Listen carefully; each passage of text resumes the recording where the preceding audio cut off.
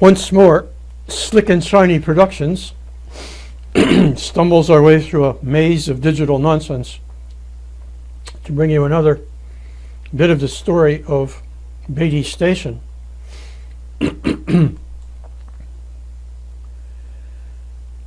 This is J. Edgar Thompson. J. Edgar Thompson was the first chief engineer of the Pennsylvania Railroad and the third president of the Pennsylvania Railroad. And by the time he had his railroad up and running, he was president. And he maintained that position until his death in the 1870s. In the year 1851, Thompson had done a heck of a lot of work. He had brought his railroad out from around Harrisburg out to this area, and he was writing in his journal in March of 1851 that his plans were to shut down the work for the winter in December. He said that he decided that the work would be shut down at Mr. Beatty's farm, just over the hill from the monastery. And that's what happened. By December 10th, 1851, Thompson had his railroad the whole way out here to Beatty. It became Beatty Station.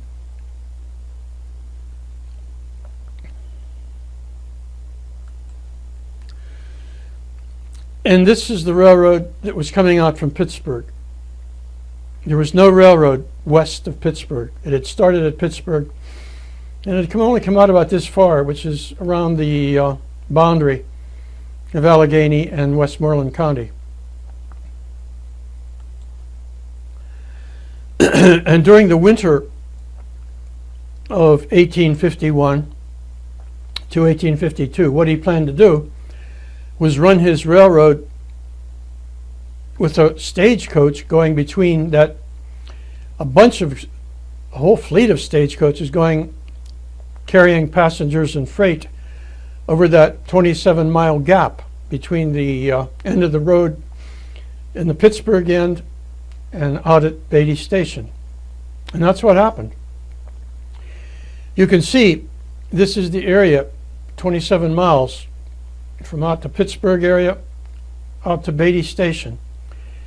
And to do that thing with the stagecoach, there had to be a road brought down from Beatty down to the old turnpike. This is the old turnpike that very much paralleled the railroad.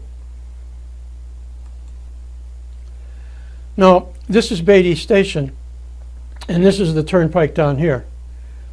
And this road wasn't here yet.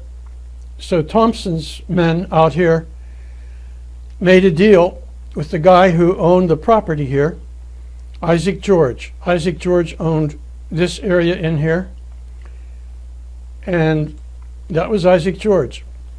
He made a deal with the railroad so that a road could be built down through his farm, and that road is still there, actually.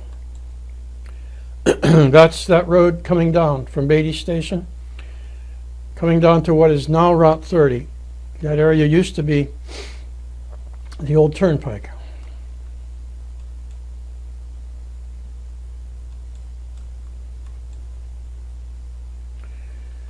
And as the winter of 1851-52 drug on, the guys got to work again in the spring of 1852. They got to work putting track down, but that wasn't the hard work. The real hard work of building a railroad was the grading. That's what took the time. It's when they had to go out and dig up the dirt and haul it. Sometimes they were hauling it to a fill like this, and then sometimes they had to dig out a culvert or a place where they had to make that area lower so that the train could go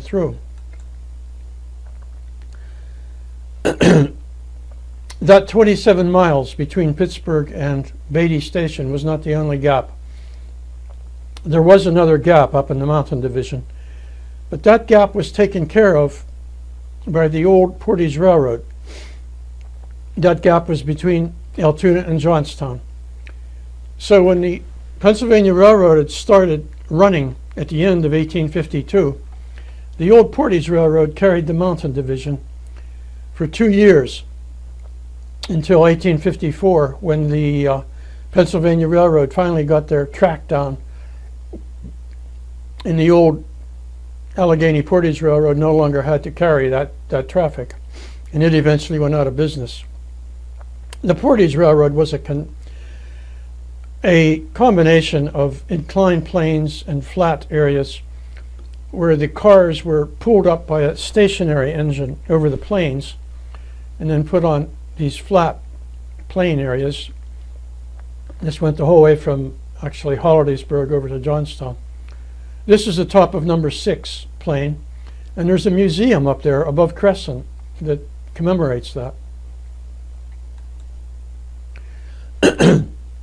In the year that the Pennsylvania Railroad was given their charter, 1846, this fellow, a priest from Germany, Boniface Wimmer, and his candidates to the monastic life arrived at St. Vincent, 1846.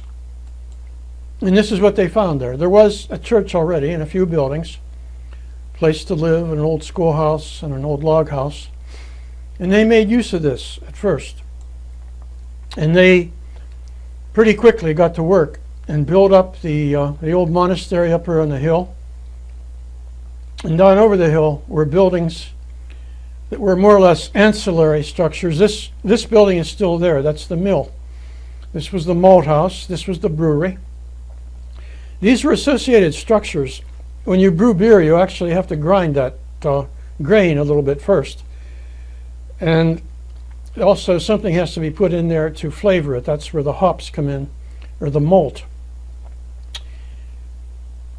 And it wasn't long before the Benedictines were brewing beer.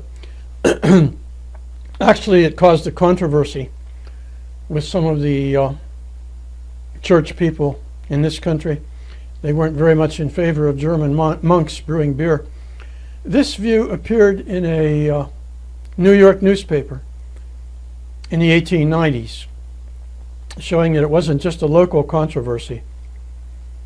This is a view that I worked up a little bit and put some color on. I think color makes everything better. You can see on this mapping from 1867, this is St. Vincent up here. Right down below there is the mill and the brewery. This is the brewery. And right out this road and right up here was Beatty Station, about a mile. So they could brew their beer, put it in barrels, haul it out to Beatty Station on the railroad, and ship it out for, to sell it. And in a good year, St. Vincent could put out more than 1,000 barrels of beer. It was a source of income for them. This is one of the people over at Beatty Station. This is the first Beatty I was able to find a picture of. This was John Beatty Jr. And you can see by the 1870s, this is mapping from 1876. John Beatty Jr. was in ownership here. This was Beatty Station. This is St. Vincent over here. You can see there were even coal mines over here then. And St. Vincent wasn't the only church around. There was another church right up here, a Presbyterian church, which we haven't heard much about, but I think we'll talk a bit about that next time. This is just contemporary view. St. Vincent over here, St. Vincent Lake. The mill is still there. This is the road coming out to Beatty. And this is Beatty up here. And this is the railroad going through. And that's an old shot. It's an old photograph that I put color on, and that's what Beatty Station looked like when it was up and running. And I think that's enough for this time. I'm going to say so long, and we'll see you again for number 3.